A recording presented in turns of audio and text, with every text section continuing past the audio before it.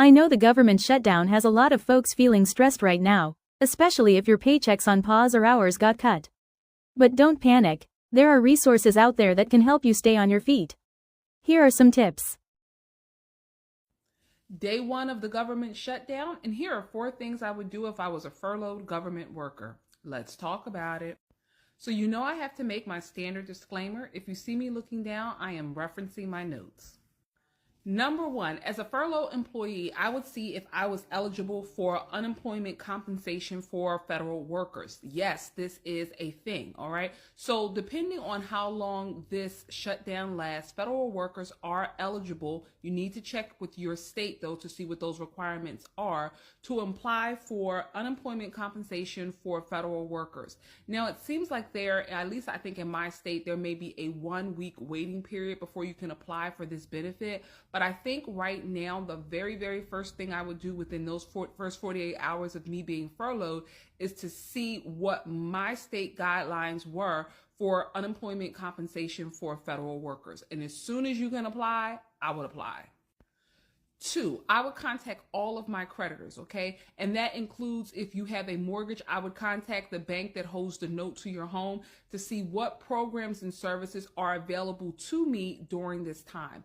Time is of the essence. And even though you may say, well, I'm going to take a wait and see approach because maybe next week they will come to a resolution, you do not know. So I would not only contact them, but if I could apply for, let's say, a short grace period to not pay certain bills, I would apply, okay? You need to keep all cash on hand at this time. And the last furlough lasted for about 35 days. So you don't know how long this will go on. So I would get to working on that right now. 3, I would seek some mental health treatment. If you are still receiving benefits during this time, which I don't think that those things would be disrupted because you are still employed there, I would see what therapy services I can take advantage of. This is a very difficult time, I'm sure, for those of you who are going through this. And sometimes we don't realize how stressed out we are, okay, just with everything going on. So if you already have a therapist, you may want to book a session to kind of talk this through with someone. But if you're not in therapy, I think this is a great time to take advantage of getting some therapy to deal with the stress that you're going to be facing during this time. And the last thing I would do is I would be looking for a job.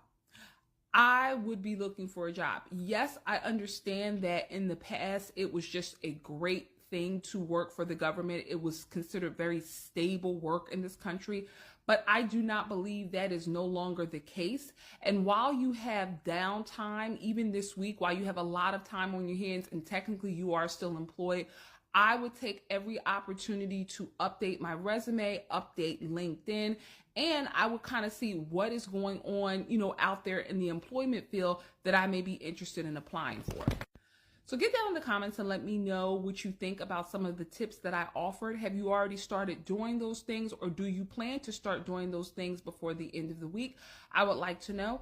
And how are you feeling? If you are one of those workers who are either furloughed or still working but working without pay, what are you feeling on day one of this shutdown? Let me know.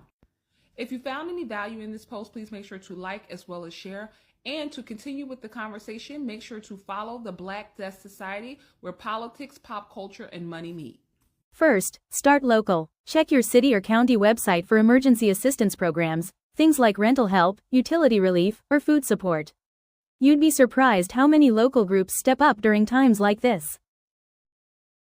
Hey, if you're a government worker and you worry about the shutdown that just started today, I want to give you some tips that can help you ride this wave. We don't know how long this is going to last, but this is something you need to take care of today and make it a priority. Step number 1, you need to just focus on your essentials. And that is your housing, food, your utilities, and your transportation. That's it. Anything else is secondary. Tip number 2, I want you to review your emergency fund if you have one. I want you to calculate how many weeks you have only for your essentials. Do not include anything else. I want you to focus only on covering the essentials and see how much you have. Tip number 3, call your mortgage company, your utility, or your landlord. Many lenders and utility companies will have special programs to help federal employees that have been furloughed. Tip number 4, Pause any discretionary spending immediately. I'm talking about eating out, shopping, subscriptions, travel, anything that you have coming up or that are not part of your essentials. You need to stop them right now. This is temporary, but you need to get a hold of it today and not let it drag on and incurring additional costs. Tip number 5, if your state allows, some states have programs that you can file for unemployment. Some furloughed federal employees are allowed to collect unemployment. Make sure you check your state laws to see if it applies to you. Tip number 6, track every dollar closely. Use a budgeting spreadsheet, an app, a notebook, whatever it is that you have. Know exactly where your money is going. Tip number 7, delay any non-essential debt payment. Right now, you must prioritize secure debt, your mortgage, your car payment over any credit card, personal loan, or any other revolving debt that you may have. If you have credit card debt, personal loans, and any other type of revolving debt, make sure you call your lender today and ask them for what programs they have available to assist with the current federal government shutdown. Most of these creditors have programs in places to help you. You have to ask. They're not going to come out and offer it to you. You have to call them and ask. You have to be proactive. The next tip I have for you is plan for a back pay, but don't rely on it. Most past shutdown have included back pay, but it needs to be signed into law. Treat it as if it's possible that you're going to get it, but don't rely on it 100%. And if you do get it, when you get your lump sum, make sure that you pay back any debt you have, or if there's been a delay in your payment, make sure that you catch up with that. Don't wait until tomorrow to try to figure this out. This needs to be figured out today. You don't know how long this shutdown is going to last. So make sure you're proactive, make sure you're taking care of your finances, make sure that you're up to date on what's going on. As of right now, you cannot rely on having your next paycheck. So make sure that you plan accordingly. If the shutdown gets lifted, fantastic, we survived. If not, then at least you have a game plan to where to start. Make sure you take care of yourself. Call 211. It's a free, nationwide hotline that connects you to nearby nonprofits, churches, and community centers offering real help right now. Also, check with your credit union or bank. Some have shutdown relief, loans or temporary payment pauses for government workers. And don't forget your community, friends, neighbors, coworkers. This is one of those moments where it's okay to speak up and lean on each other. You're not alone in this, and it doesn't have to break you. Just take it step by step. Start by researching what's right around you.